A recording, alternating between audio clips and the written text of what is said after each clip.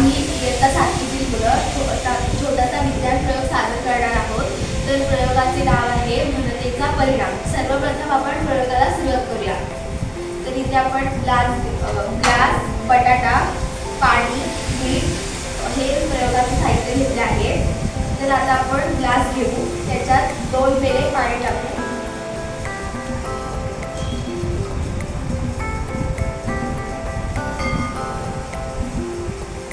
आता आपण इथे पाणी घेतलं आहे।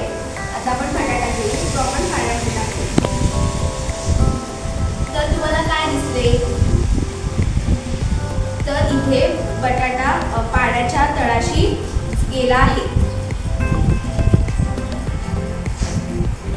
आता आपण जे बघाशी बटाट्यासाठी पाणी घेतलं होतं ते आपण आता ओतलेलं आहे। आता आपण दुसरं पाणी, आता त्याच्यामध्ये 2 पेले पाणी टाकू।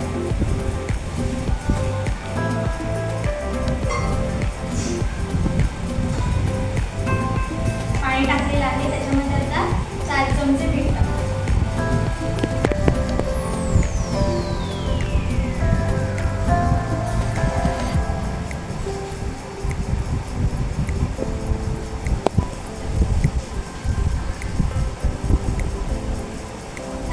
त्याच्यामध्ये पाण्यामध्ये विरघळेपर्यंत हलवू।